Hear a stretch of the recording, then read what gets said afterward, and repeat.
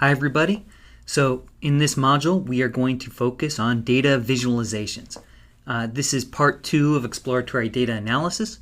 Last time we did all the tabular methods, but graphing things, visualizing things, seeing the data right there in front of you in a way that you can instantly understand, that's a huge part of exploratory data analysis and of data analysis in general, and just a fantastically useful skill.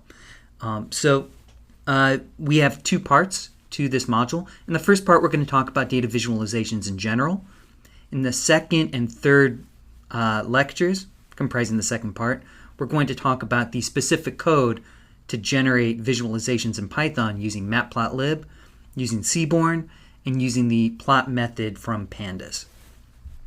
So a data visualization represents the distribution of a feature in your data frame, or the relationship between 2 or more features in your data frame.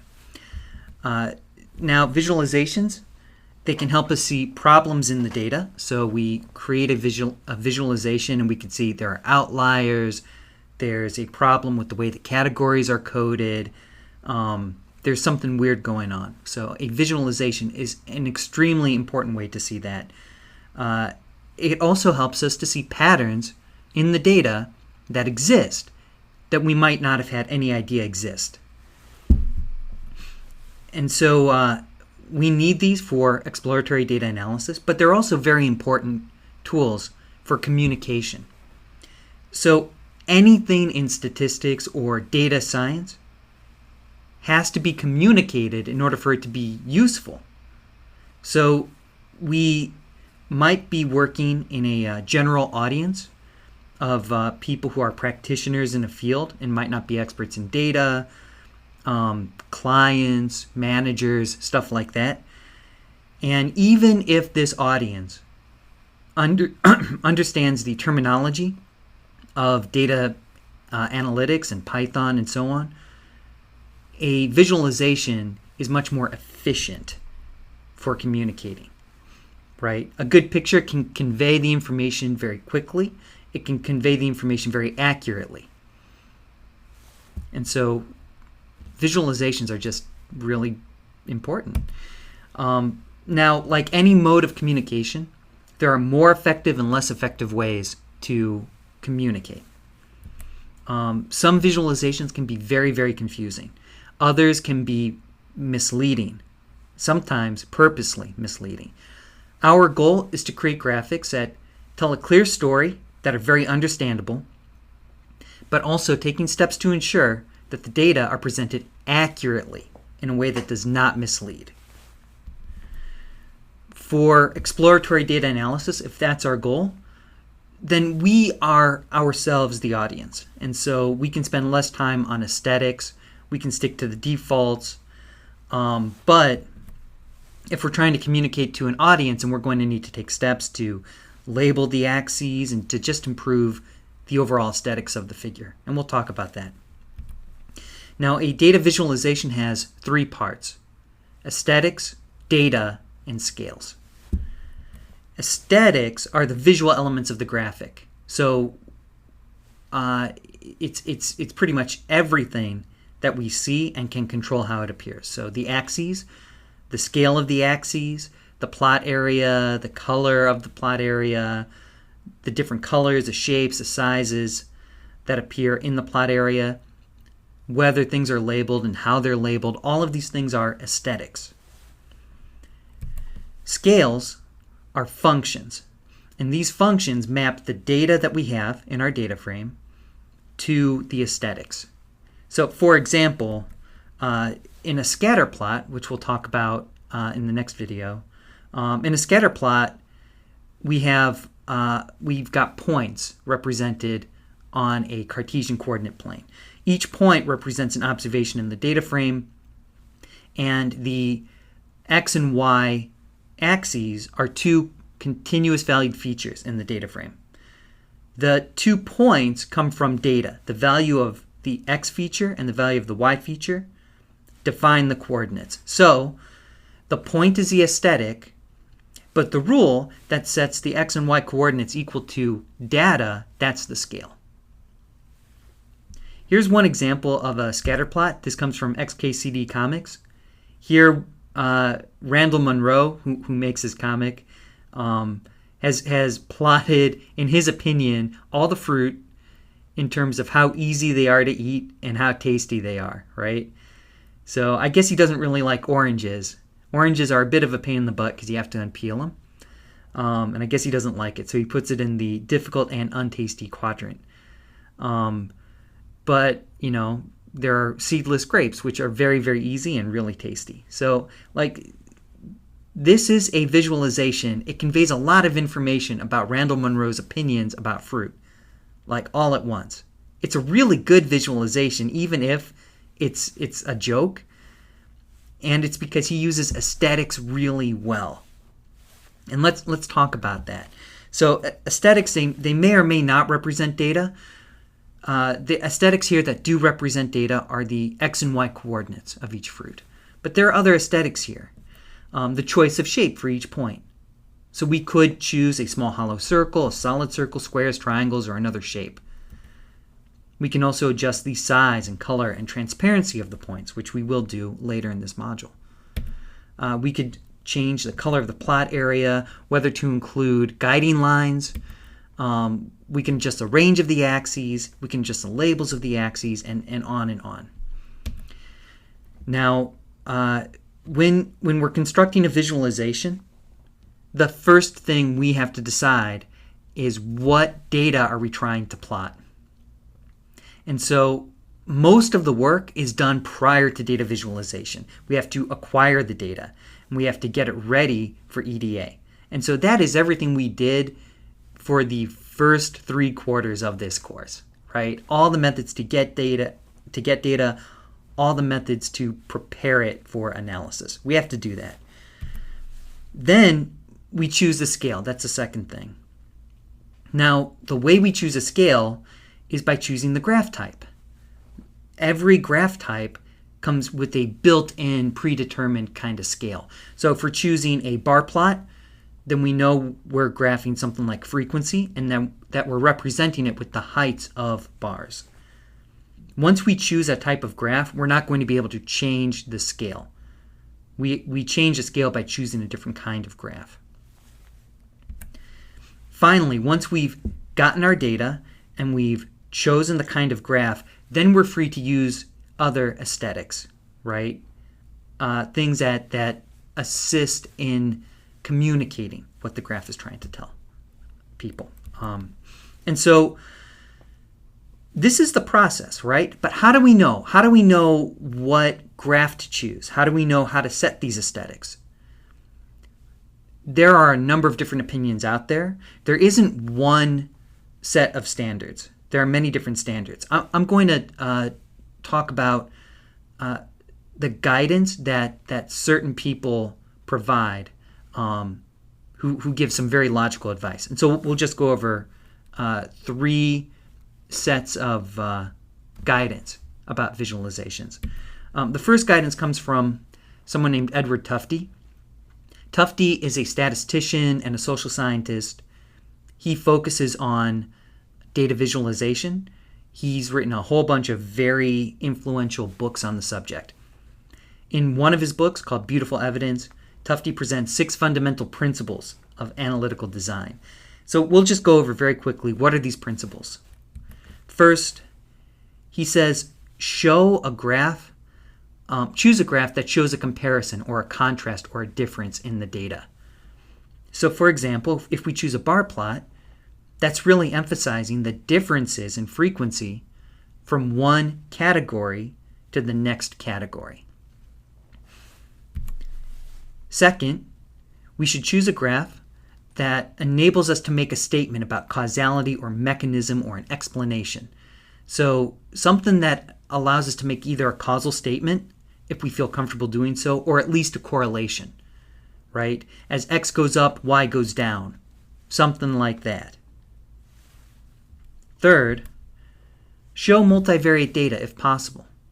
That is, we're not limited to showing only 1 or 2 features in the data. We could show multiple features in the same graph by mapping a 3rd or 4th feature to different aesthetics like color or shape, or to different graphs in a grid. Fourth, we should use words and numbers and images to improve the way the points in this graph are communicated to the audience. So we could use images like fruit to convey, what fruit each point represents. We can label those with the names of the fruits. In a bar, we could label the bars with the numbers that the height of each bar represents. So we can put words, we can put numbers, and other kinds of annotations into a graph. Fifth, we need to use documentation, especially a legend, a very easy to read legend, to help the audience understand the meaning of various aesthetic elements in the graph.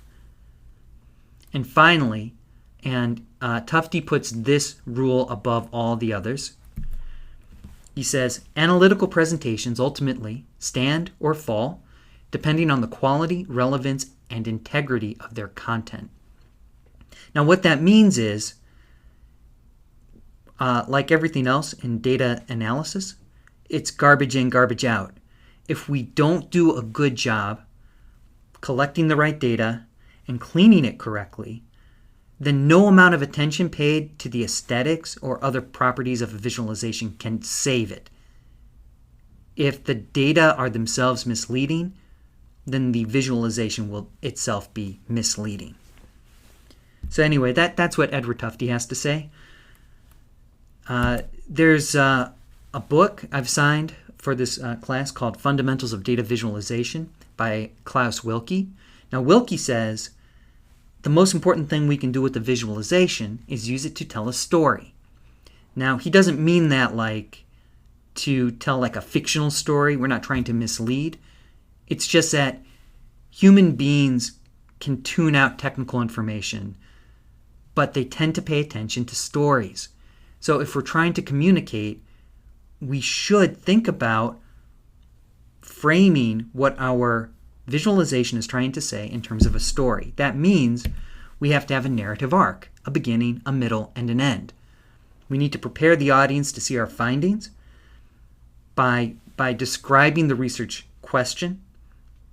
We can use other visualizations to set up that research question, that tension, building up to a visualization that conveys our main result and shows how we answer that question. Wilke says, never assume that your audience can rapidly process complex visual displays. And so he recommends, as we're telling this story, try to make our figures both understandable and memorable. So to make it understandable, he recommends reducing the features to only those that speak directly to the story we're trying to tell. We could represent 8, 9 features in one graph. But just because we can do it doesn't mean we should do it. That would be very confusing. So we should, even though Tufte says we should represent more than 1 or 2 features, Wilke says, yes, but don't go overboard. Keep it very specific to the story you're trying to tell. There's no need to add more complexity just for complexity's sake. He also says, try to make the visualizations more memorable by changing the aesthetics in each of the visualizations you're trying to, each of the visualizations you're going to show an audience. Use different colors, use different shapes, because if they all look exactly the same, it's going to be hard for people to remember any single one of them. Okay, finally, guidance from Darrell Huff. Darrell Huff wrote this classic little book, How to Lie with Statistics, and he goes over problem after problem after problem and how statistics are used to misrepresent the truth. And 2 of his chapters are just about visualizations, and he presents 2 kinds of graphs that can be really, really problematic. He calls those graphs first the gee-whiz graph. A gee-whiz graph is a plot that manipulates the scale of the y-axis to make results either look more important or less important than they actually are. So a really good example of this is if we take temperature over time to show climate change, then we can make the the y-axis really, really long, right? Going from 0 degrees to 400 degrees. And then the changes of 1 or 2 degrees Celsius that we see don't look like much at all. It's a way to minimize the problem by making the scale much longer than it needs to be. Another way to manipulate the scale of a y-axis is to make the scale really small so that very small changes look very, very big, right? So he calls that a gee-whiz graph, when you mess around with the y-axis in some way to misrepresent the data. Another kind of problematic graph he calls a one-dimensional graph. That's a graph that uses some shape other than a rectangle to represent different heights. With a rectangle, if we increase the height, we increase the area by a proportionate amount. If we were to, say, use circles, if we increase the height of the circle, we would be increasing the area by a greater proportion than how we've increased the height. That can really mislead because the human eye tends to look at area above and beyond the height or angle or whatever it is. That the idea of a one-dimensional graph is related to another principle that Wilkie talks about, called the principle of proportional ink. The principle of proportional ink says the sizes of shaded areas in a visualization need to be proportional to the data values they represent. So if one result is twice as much as a second, there should be twice as much ink on the graph devoted to the first result as to the second. So I'll show you one graph that definitely violates this, and that is a 3D pie chart. So a 3D pie chart, it's very commonly said in statistics to never, ever, ever use this. There are two reasons why it violates the principle of proportional ink. The first reason is that we've got this base here due to perspective, right? This base arbitrarily adds ink to the bottom slices and not to the top ones. So even though that light blue slice on top is the biggest slice, more ink is devoted to the bottom red. So it makes people think that the bottom red slice is bigger when really the top blue one is. The other reason this misconstrues the data is that the actual data is now represented not in a circle but an oval. Because it's an oval, it makes the angles on the top and bottom bigger and the angles on the left and right smaller, right? So it is manipulating the data in that way. In general, we're not going to be using pie charts because they're so easy to misrepresent and they're so ineffective at communicating the data clearly. But we are going to be talking about scatter plots, bar plots, line plots, distribution plots, and heat maps.